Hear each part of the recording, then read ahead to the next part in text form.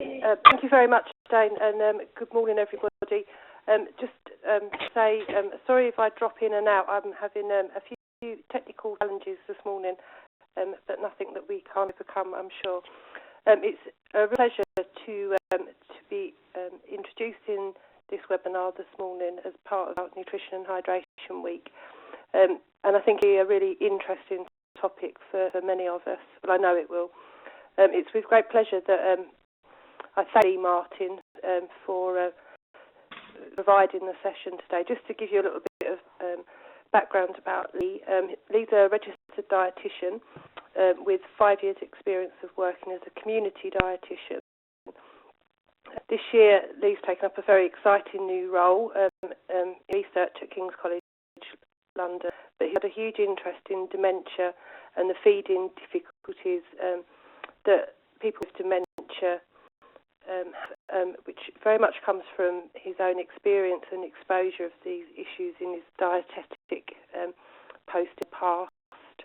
At the moment, or some of the work that Lee's going to be presenting to us has formed part of his clinical research masters, which he's hoping to complete, has completed last year. So I'm going to go over to Lee. I have got access to Wex at the moment, but I have got Lee's slides, so I will follow in the session. Over to you, Lee, and again, thank you so much. Thank you very much, Carolina. Thank you, Dane, as well, working hard there in the background. So good morning, everyone. Thank you all for joining this webinar focused around a resource I've developed, which I've called the DMAT, which is stands for Dementia Mealtime Assessment Tool. So let me just, okay, great, that's all working. So today I'm going to briefly go over behavioural feeding difficulties in dementia, talk about how I became interested and involved in this, explain what DMAT is, describe how it has been used in practice, where it can go next, and hopefully hear what you guys think as well. So, food for thought. This was a survey done by the Alzheimer's Society way back in 2000. They found that 80% of respondents caring for someone with dementia were worried about some aspect of eating. Most of these had not sought advice because they did not know who to turn to or who to contact or how to contact a professional who could help. Hospitals felt there was not enough suitable choice of food and insufficient help was given to those needing help to feed.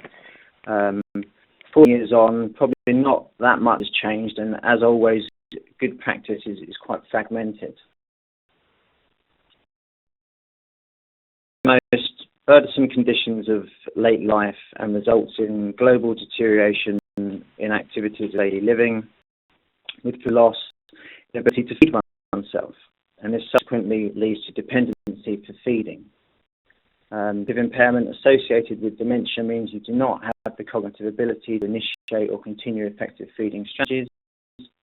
For example, you want to recognise food and or eating utensils, or you can't effectively use these utensils to get food into the mouth, and or effectively control chewing and swallowing of food. It's worth remembering that eating is one of the few arenas in which a patient is able to maintain social contact and function as the dementia progresses. So, a relationship exists between weight loss and choosing food. Mouth and chewing. The greater these difficulties, the lower the body weight. Important to rule out poor feeding practices on the part of staff.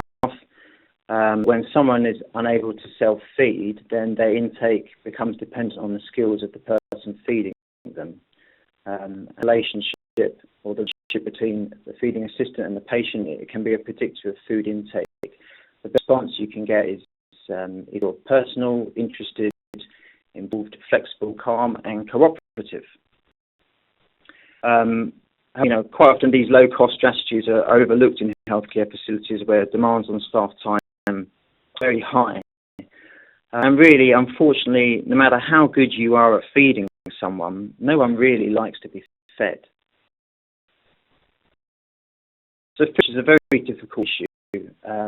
So a qualitative study found that some nurses thought refusal was the patient's way of saying they didn't want to eat. Others interpreted the behaviour as understanding it was meal time.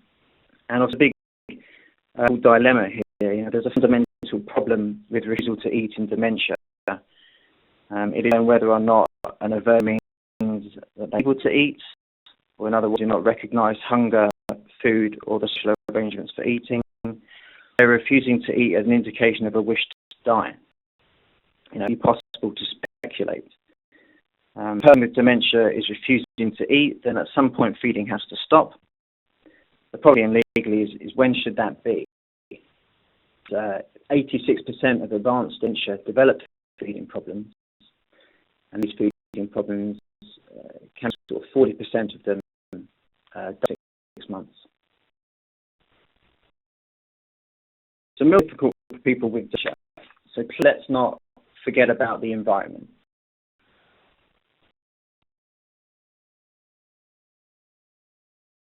The important interactions with feeding difficulties. Feeding difficulties. Dementia progresses, problematic eating, feeding and meal behaviours converge, having a negative impact on nutritional status and subsequently leading to malnutrition and dehydration. Tools that are actually around to measure these sort of concepts are scarce. There's one valid and reliable tool for measuring feed difficulties in dementia. This was done by Watson back in 1996. The tool he developed has never been used outside of research. It's never been used in practice, only in a research setting. And despite the great work, him and his team and other people did around that time, it sort of shows that maybe the tool wasn't that suitable to sort of the real life environment. And also effective treatments for behavioural feeding difficulties are even rarer. This doesn't, of course, they don't exist, but show how difficult it is to do research in this area.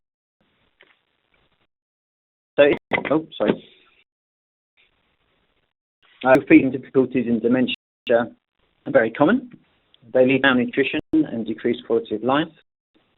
That measure of environmental and social interactions, lack of effective treatments are under research.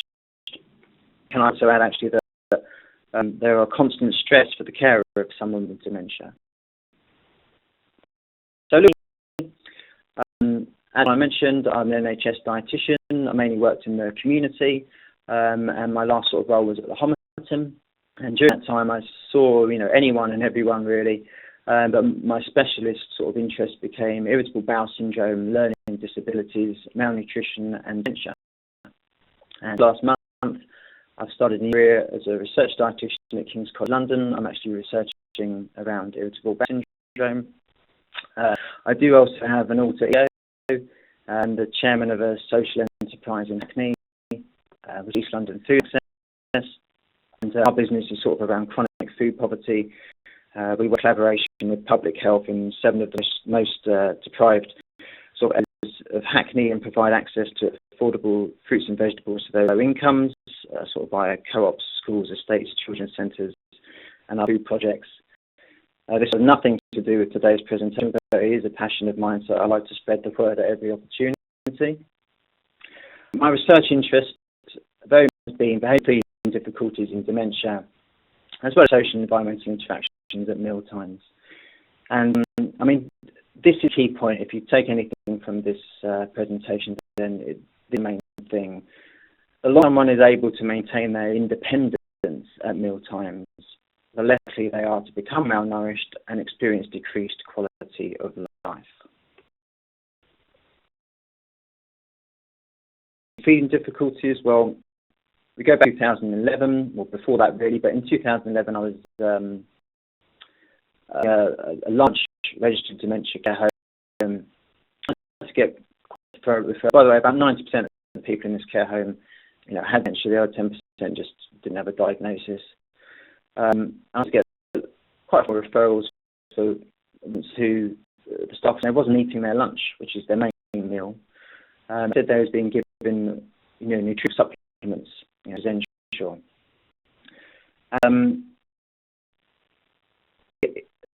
not your food and being given a supplement doesn't really add to your quality of life, and it may in fact reduce the cognitive skills at the meal times even more. And no matter how many of these supplements we give, it didn't really seem to affect their weight in any way either. So I tried many different things. I just witnessed a meal time, and I learned more in that 1 hour than I had the previous 6 months sort of working in the nursing home. And I saw feeding difficulties and potential problems with the environment. And it was obvious to me that, I needed to do something to learn more about this. When you do anything about something, you do an audit. And I assessed the current state of feeding difficulties on a home floor, on one particular floor, and then provide suggestions to overcome these. To needed to design an audit form. And that's stuff the Caroline Walker Trust produce, and one of their guidelines is on older people in dementia. And I used information from that guideline to create an audit tool, which I called DMAT, the Dementia Mealtime Assessment Tool. And with a dietetic student in tow, we call 5 people at the lunch meal time and observe the common feeding difficulties and notes on these, and also notes on the potential changes of the environment. What was in the DMAT was that it was extremely simple to use. A resource which helped us identify a treatment plan which was specific to each individual's feeding difficulties, and it made the job an awful lot easier as well. So I'll give you some examples of the DMAT on the next slides. That you're clear, the Dementia Mealtime Assessment Tool is an observational checklist tool. Someone with dementia or cognitive impairment during their mealtime, preferably their main meal time, record your observations on the DMAT. It provides a list of 34 common sort of behavioural feeding difficulties in dementia that affect the ability of someone to consume their food, and then them how to overcome these behaviours. Example, the original version has 34, what we can say, 34 different feeding difficulties, and it's been down into 3 sections. The first section is style of eating and of intake, and see 6 out of 16 basically in total feeding difficulties for that section. The second section is resistive or disruptive behaviour. There's 10 different feeding difficulties related to this on tool, of which you can see 3, and with the oral behaviour, the third section, there are different feeding difficulties of which you can see 3 on here. So you're a person at mealtime, and you just tick in the boxes which relate to the feeding difficulty you see. So you see someone who's unable to cut their meat, then you would tick yes, seen that once. If you see them doing that twice or on some occasions, then you tick yes, seen more than 2 times. If you can see any of the feeding difficulties, then you just tick in the box, no, not seen, because you miss it at another time, so it's good to obviously record it.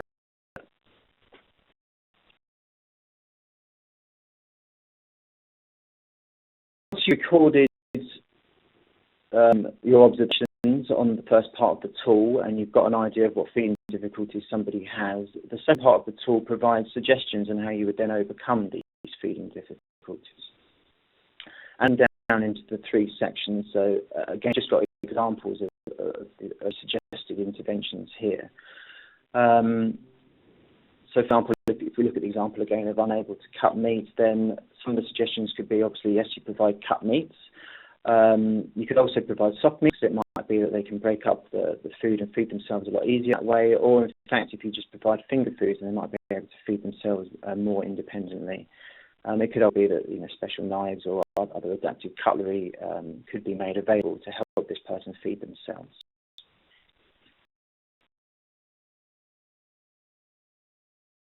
So this resistive or disruptive behaviour.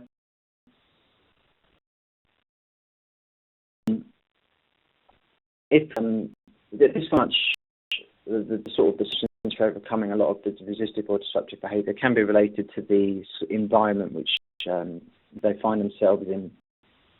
Look at the last example. Eat small amounts and leaves table. Others are unable to sit for meal times. Just encourage use of finger foods takeaway I have while wandering. Then it also says check the environment is calm, the asterisks. And it says negative environmental influences at meal times can include visual overstimulation in a crowded room, poor lighting, lack of visual contrast when objects are placed together or on top of each other, or confusion secondary to background noise. There are a lot of things to think about with the mealtime environment. DMAT does give some examples of overcoming the clusters of environmental sort of problems. The third is on oral behaviour. You've got examples of how you could overcome some sort of common behaviour feeding difficulties. By no means is this a definitive list. It needs to be constantly developed and updated and involve specialist healthcare professionals and carers' opinions to help continue to improve the DMAT. And you can see that a lot of the interventions here are very much sort of caring, technique, skill side, and would require training for a lot of these, especially involving the speech and language therapist and with the risk of oral problems. Examples, I mean, like I mentioned, it was back in 2011 when I first started developing the DMAT. However, soon after that, I went to university to complete my master's in clinical research. So it was sort of put on hold in actual practice. Then in October last year, I got an opportunity to use the DMAT in the Homerton Hospital, and it was the first time it was going to be used in an acute setting. Remember, I used it in a nursing home previously. And my really was to find out if the DMAT can identify common behavioural feeding difficulties on the elderly care unit and used by non-medically trained staff. And this was a key thing for me. For the DMAT to be sustainable, I really feel like it needs to be used by even volunteers, carers, or sort of band twos, healthcare assistants. Anyone can use the tool. So I want to test that out. So with the help from the ward, they sampled 13 people with dementia or cognitive impairment, and it was the healthcare assistant which observed and recorded the feeding difficulties using the DMAT. So and I'll take you through the results as the sections of the tool. First section, style of eating and pattern of intake.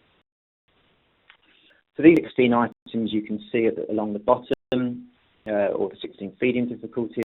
And if we look at bars first, so the main feeding difficulties observed were prolonged meal times, that was observed times, inability to cut meat, drinks when drinking, and difficulty getting food onto utensils. They were far the most common. If you found sort of the number 4 and around that area, 3, 4 observations. Other problems which crop up with these sort of numbers were included people being asleep at meal times, having sort of food preferences, so only eating certain foods, eating sweet foods, or eating breakfast and then not eating lunch. And actually that was something which came up a lot in the nursing homes. Doing research which shows that reached satiety is sort of a lot quicker, and breakfast tends to be quite well consumed because obviously you're not really eating anything over night time. But then when it comes to lunchtime, the signals aren't working, or just don't be that hungry at lunchtime. And as lunch is usually one of the main nutritious meals, people can end up missing out on that meal. There was less frequent observations. One of the things which did interest me from that, though, was that the fourth one in did identifying food from plate. Now, this is something which can be quite common in dementia, and it was something I saw in a nursing home. I think 3 out of the 5 people that I witnessed had difficulty identifying food from plate, and yet this didn't happen on the care unit. And I think it was because 11 out of the 13 people we observed were on a coloured tray. They use a clay policy at the Homerton. You get a red or a blue tray depending on your sort of feeding needs. So people probably had a coloured tray, and it might be that just by having a coloured tray, it helps the contrast between the table, the plate, and the food, and help them be able to identify the food and eat the food a lot easier. And bringing home, I saw one lady sort of broccoli around the table because the plate was a similar colour to the sort of table mat. the second section, resistive or disruptive behaviour, the results from that. There you can see the 10 different feed difficulties. And the most common one was stirring food without eating. So that's because they didn't like the food, didn't recognise the food, were too confused. Other ones were verbally refusing to eat, shutated behaviour, small amounts and leaving the table, and hiding, hoarding, or throwing of food. Observations, which were only seen once, included interrupting the server or wanting to help, adapted from eating, demonstrating impatient behaviour before, during meal time, and to sit still for meals or wandering during the meal time.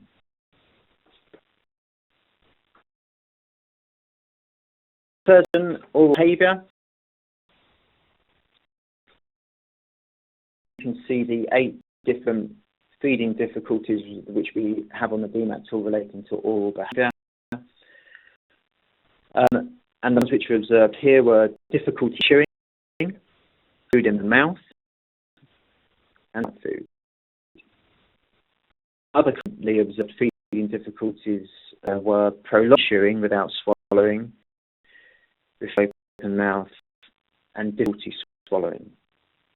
Common observations were biting on the spoon and not chewing before swallowing.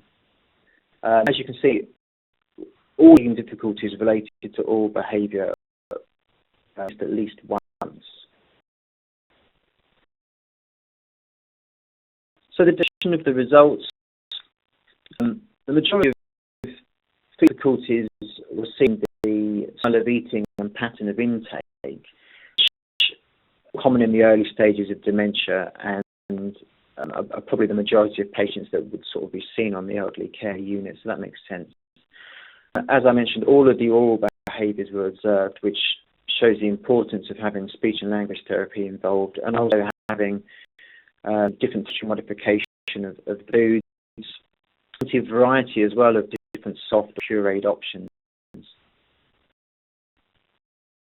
Amazingly was that the DMAT was filled in correctly with hardly any missing data, especially when I didn't provide any training individually to the people who were using the tool. I just gave them a sheet of information and explained everything to the manager, who then passed on the information.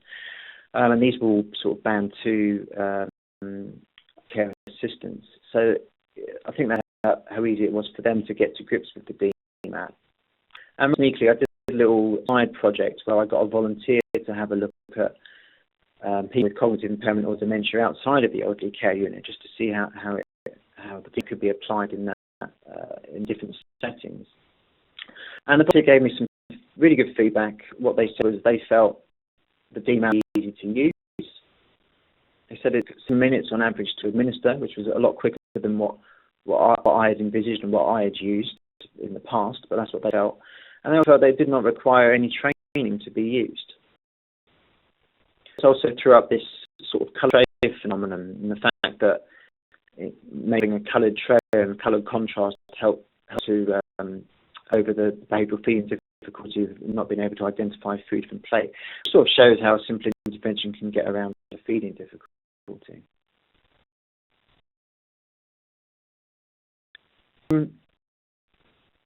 Shown it can identify feeding difficulties. It is not a valid or reliable tool that requires a lot of research. There's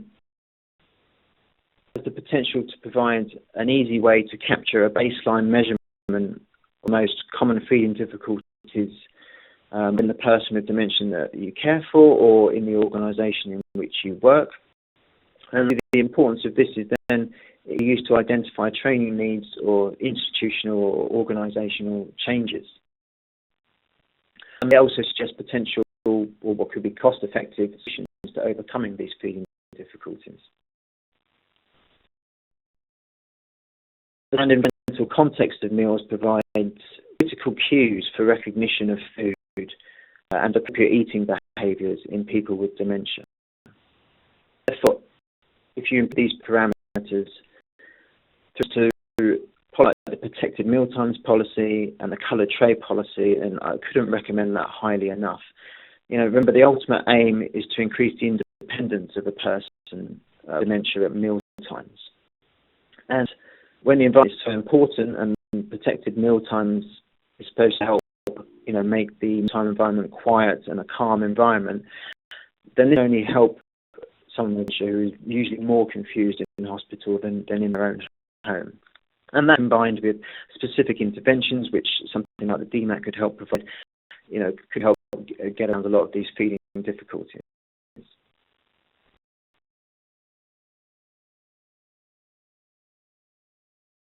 Really, what I want to know and what would be interesting is to see if the DMAT can link improved health outcomes and improvements in practices for the treatment of people with dementia and feeding difficulties. At the moment, it's mainly sort of been based around I find the feeding difficulties and sort of suggesting interventions which can be tried, but we need to find out if these interventions do actually lead to improved health outcomes. It will be expanded to cover more environmental and sort of social aspects. However, I always feel it's best to keep things simple. If you overcomplicate something, then people won't use it, or people use it will make mistakes. Across the board in clinical practice, then the high quality research is needed. This means randomised control trials. But as I mentioned, research in nutrition and dementia is fraught with difficulties. It takes a long time, and I do feel like it's something practical that does need to be done now. What's going on in the background? I'm collaborating with people. Hydraton have access to this tool and will be using the DMAT. Push group put the meals in the different sort of hospitals that I work for, and I share results of this little project to them. And they realise that the results that they get from this really help them in designing like a dementia sort of friendly menu or sort of dementia friendly mealtime package. For example, if we know that people find it really difficult to cut their meat, then the meat or the food could already be provided in like bite sizes, ready for the ward. The nurses don't even have to worry about cutting up the meat. Or for example, if coloured plates or coloured cups can help with colour contrast, then this could also be provided. Also increasing sort of variety of soft, puree or finger food options would also be very beneficial, as well as many other things.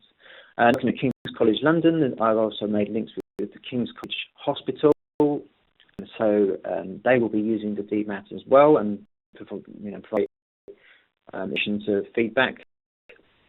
But there's also my private contacts as well who can provide valuable experience, especially around the care home sort of environment. And there'll be more to come as well.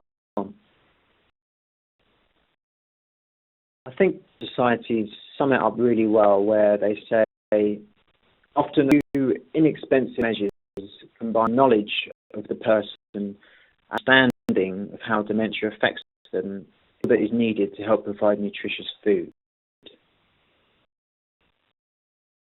Care must always be directed towards providing and or increasing quality of life. People with dementia requires a huge staff resource. I guarantee the person will eat enough anyway. Ultimate goal should be to provide an environment where the patient with dementia is able to feed themselves. This is quality of life, and less dependent on staff, can attend to those who really need full feeding, or other care. Finally, it's hoped that DMAT provides one resource achieving these goals. If you have a copy of the references of the sort of studies that I've quoted in this presentation, then you can contact me. You can contact me via Twitter at DMAT or Lee Martin RD. You can also email me martindietitian@gmail.com, or you can connect with me on LinkedIn. this has provided an insight into the practical approach that I took to trying to improve the care and advice I gave to people caring for someone with dementia and feeding difficulties. I didn't rattle through it too quickly. I'm more than happy to take any questions, and thank you all very much for listening. Just a couple of questions so far. I'll just bring Carolyn back in. Hi, Carolyn. Can you? Thanks, Jane, and thanks, Lee, for a really interesting presentation. Just a couple of things I've kind of taken from it. I think one of the key things that's really struck me was the proactive approach that you've taken in terms of recognising that there was an issue, and you try to find a way of doing practical interventions. What we all know is difficult. That focus on the interventions is really important. We have a world full of risk assessment tools, but actually the important bit is always, okay, what do we do? And I think your tool is really useful, pointing people into strategies for coping with difficult situations. I was delighted to hear you talk about the importance of the environment, because it's something that I've been absolutely passionate about for a long time, and I think certainly for folk with dementia, a lot of effort needs to be put into that particular aspect. I was fortunate enough yesterday to spend the day with some amazing chefs, and actually these were chefs that work in healthcare settings, both in care homes and in hospitals. The issues around providing food for people with dementia was kind of hot topic that they all spoke about. So I know it's certainly on my my catering colleagues' world radar. Dan, come back to you for other questions. Just say thanks, Lee. Apologies, I can't see people's questions coming up. That's not very much, Caroline. Thank you. I just had a couple of questions, actually. Are you happy for the slides to be shared following the session? Yep, that'd be no problem. A PDF or something to you, can't I? And we can sort that out. I can PDF to set you sent me unless you want to just do anything that needs to take out. And also the other question there was on the chat, because there's one of the comments from Claire Smith. This is fantastic work and just what I've been looking for. So that's some good feedback. And for people who got in a bit late, the session has been recorded from the start. So we'll be posting the recording later on this afternoon, and it's available on the Nutrition Hydration Week website. So for any questions, there's at the bottom of the right-hand screen where the list of names are, you'll see a little hand button to raise your hand.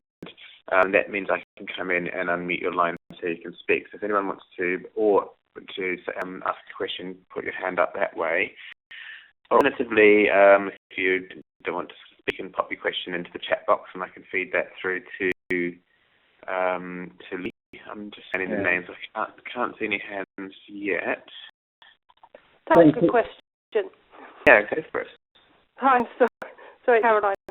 One of the issues that you brought up, Lee, which I thought was really interesting, was around reduced intake at lunchtime, and the fact that actually people tend to eat a good breakfast but aren't eating at lunchtime. I just wondered, do you think that's a document there for changing the mealtime services for kind of dementia areas, so that the main meal was perhaps in the evening?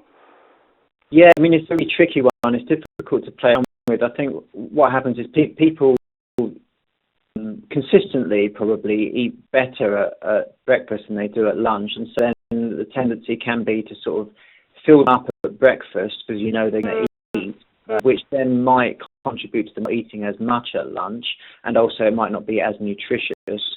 But at the time, if you don't, I guess that what people think is if you don't fill them up at breakfast, then they might not eat lunch anyway, trying to get something at breakfast.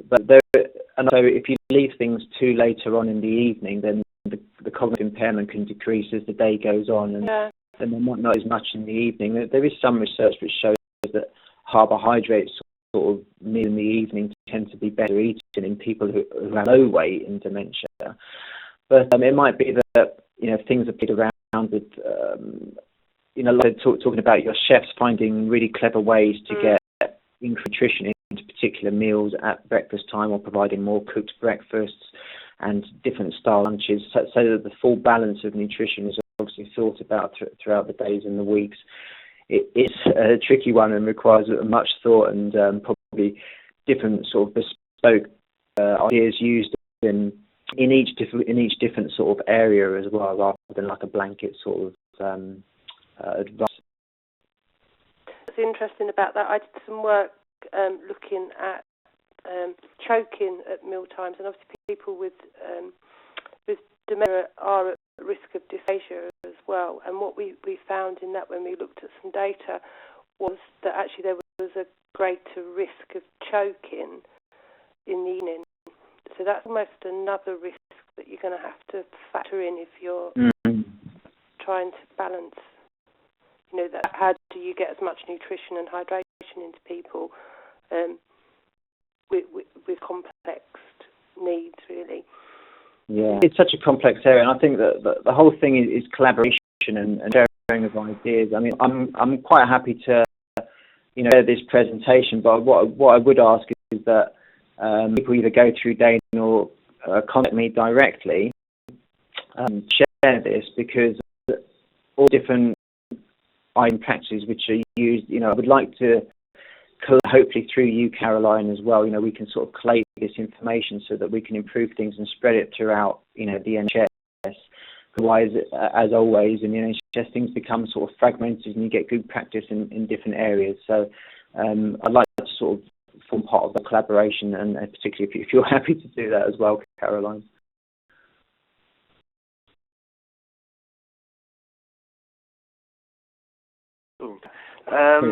Okay. Yeah. I have Gwynia Flanagan, who's to submit your line. Gwynia? Yes, I can. Yes, this is Gwynia Flanagan here. I'm Dietitian Manager in a hospital in Dublin. Really interestingly, I found that really informative. Just a question on terms of other tools. Was the EdFed something that you looked at, Lee, or what was your view? Yeah, that's right. That's Roger Watson's tool, which he did back in '96. There's 9 sort of feeding difficulties and items on it, and that is the only valid and reliable tool. However, I felt when I was looking at all the different tools that you really have quite a good knowledge of dementia to be able to use that tool effectively. Whereas other tools and the DMAT, which I created from collaboration of different information, I feel can be almost used by anyone. You don't have to have like a knowledge of dementia to use it, and that helps break down that barrier. So that's why I kind of used a lot of information from Roger Watson, but didn't really sort of promote his tool she created back then. Okay, and is the DMAT ready to share? Is it a tool that can be used? It's something which I have to speak to Caroline, and also, I mean, it's kind of my intellectual property. So, yeah. But if I do things now, I'm kind of at King's College London, so I need to speak to obviously them and the team and all different things which happen there. Depends how we do it. Yes, I would definitely like to share it and get different people use it and let people to bespoke it in their own particular area, and again, like I say, collaborate and build on that and improve it going forwards. Yeah, because it would be wonderful, as a working tool to have that in practice. And the other question I just have, Lee, is were you able to develop a specific menu cycle, a dementia-specific menu? Is that something you were able to do or look at? It's not something I've thought about. It's certainly something which I guess could be done, and definitely, when you look at companies like Compass or Premier Foods or different companies like that, I'm sure it's something which should be spoken to them about as well. Right, okay. Ollie, thank you very much. Thank you. thanks for that. Right, we should lose Karen, but she's just dialing back in. And all the questions so far are along, and that have come through the chat box, are on the same lines about sharing the DMAT. So that sounds like something we do need to take offline. And come later, but we have everyone who joined the session today.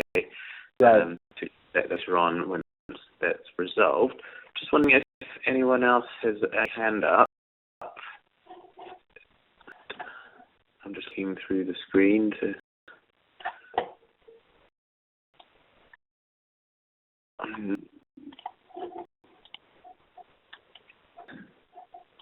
My screen has frozen a little bit, so I'm not sure if there are hands going up or not.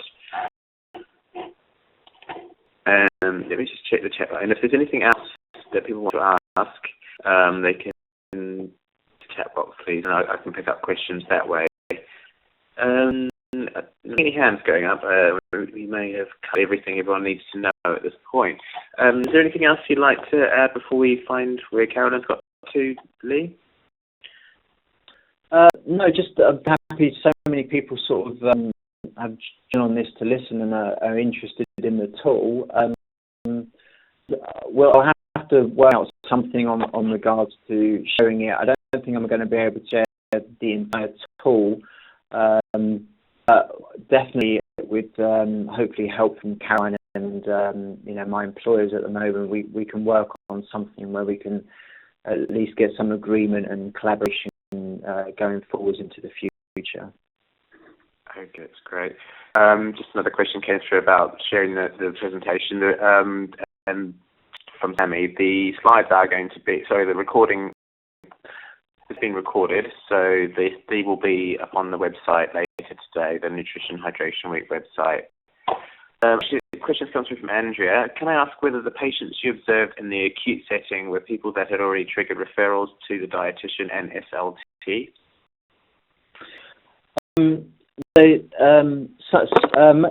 A couple of them were. The majority of them had just sort of been identified as those who perhaps needed additional assistance at meal times, as is sort of in line with the coloured tray policy they have at the Homerton.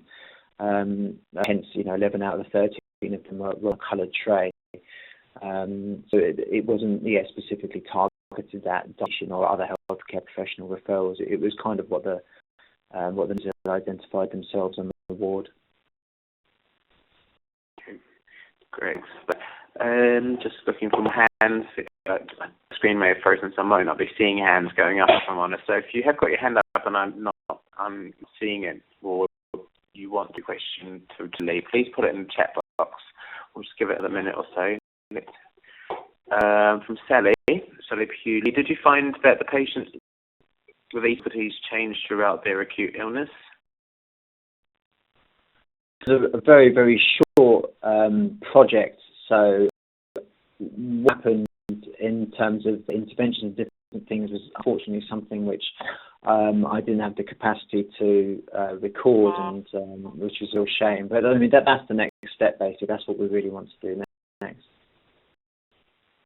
Great. I think what might have happened here is we may have maxed out the amount of available lines, actually, which is why Carolyn can't get back in. I'm just back in. Sorry, I've just rejoined. I can't see you on my screen. Great. Yeah, no, just rejoined. I think the technical problem from end rather than the system. So, sorry. Okay, we're not. I'm probably having trouble seeing the hands going up, but people are popping in their questions in the chat box as alternative. I haven't had any more come through now, so we'll just last opportunity. But if there's no more questions come through, I don't think we need to hold everyone on till people get on their day. Is there anything you'd like to add in closing, Carolyn? To say a thank you to Lee firstly to take time out to share his work with us today. I think it's exciting, and I hope that today, Lee, that you get some opportunities to test your tool out further, because I think it's really useful for people in healthcare to to be using. And also just to say a huge thank you to everybody joining the call today, and thank you everybody for your support for Nutrition and Hydration Week. It's really hugely appreciated. And just to apologise for my technical inadequacies this morning, I do apologise for that. So thank you very much, everybody. A few more things come through since we have time. Helen Shaw said, would you look to work with speech therapists to develop the tools further? Yeah, definitely, and occupational therapists, and that whole approach is something which needs to be done. Finally, this is actually just a comment rather than a question from Kerry saying this was really interesting. I can see a lot of use for the DMAT tool and practice to help in particular with tailored care planning in the community setting. I look forward to when it is shared, and I encourage colleagues to watch this presentation later when it is on the website. Thanks, Kerry. Right. Well, I guess then we can call this to a close. And you've got Lee's address on the screen, and ways to contact him if there's any further questions. And yeah, so thanks for joining everybody. And tomorrow's session at 9 a.m. is on digital health. So the webinar page on the Nutrition Hydration Week site has where you'll find today's session. Also has registration details for tomorrow if you're interested in joining that one. Thanks everybody, and have a good day. Thank And to the Nutrition and Hydration Week team as well, doing a fantastic job. Thank you, guys. you.